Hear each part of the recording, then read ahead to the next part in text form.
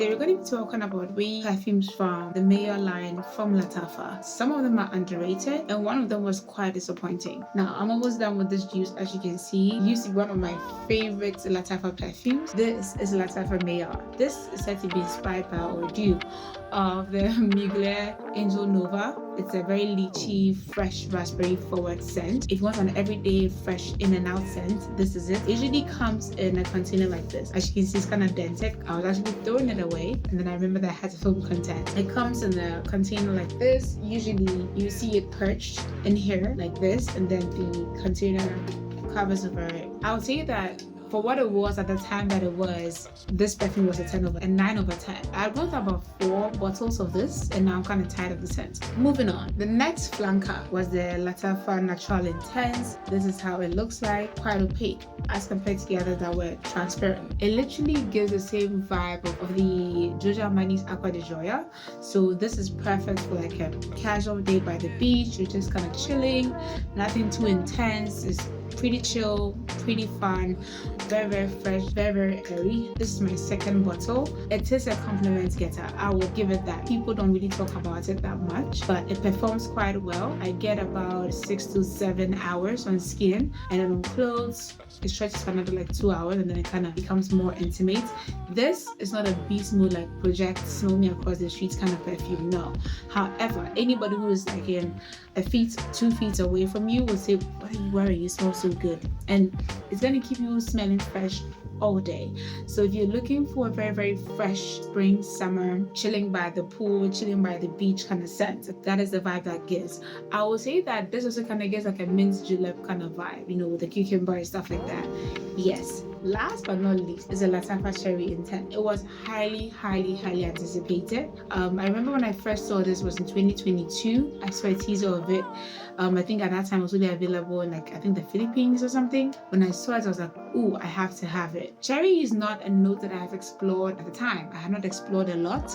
And so I didn't know that cherry was not a scent profile that I loved or admired.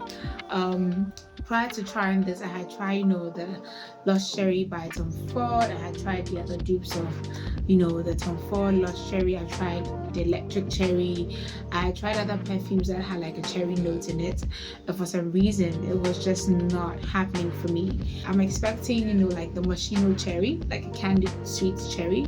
But all those perfumes have the typical pit dark cherry, you know, that very tart cherry, and I'm not a fan of that tart cherry as well, even eating it or smelling it, so that was not helpful. This one has a unique twist, cacao and a patchouli note. So I'm also not a fan of patchouli in fragrances. When I saw the patchouli, I was like, I'm not sure if I'm going to like this. And then I saw another perfume reviewer's review, and then they had mentioned that this is not the kind of patchouli that smells like outside a dog peeing on fresh grass. That's not the kind of patchouli that this gives. This gives more like the chocolate patchouli. So I was like, okay, if it's going to give more of the chocolate patchouli, and there's also another cocoa note in the perfume, then it's going to essentially amplify that chocolate note that I'm looking to expect. And it does kind of give that. This gives like chocolate covered cherry.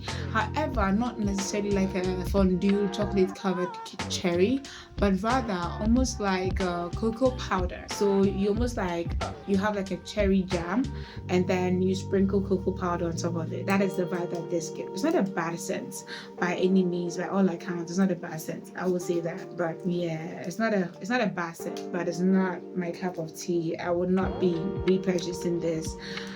For me, I would say this is like 5 over 10, and I'm just being generous because it's not a bad scent. I just don't love the scent profile. So yeah, that is it for me. Funny enough, this one actually has the nicest packaging in my opinion. So in order of packaging, there's the Cherry Intense, then there's the original Mayar, and there's the Natural Intense. Right, but in terms of scent ranking, there's the original Mayar, there's the Mayar Natural Intense, and then there's this cherry scent. I've had this for over a year now, and so it has fully macerated all the things. I've been spraying it out from time to time. It has gotten bearable over time, I would say that, but it still gives me that kind of vibe. I'm not a fan of the scents, but let me know if you tried any of these down in the comment section below. Let me know what you think about them. Do you like them? Do you not like them? Tell me. Okay, why am I not holding on to them so easily? But that's it for me, guys. I hope I see you guys soon. Please like and subscribe. Okay, please like and subscribe. I'll see you in my next video. Bye.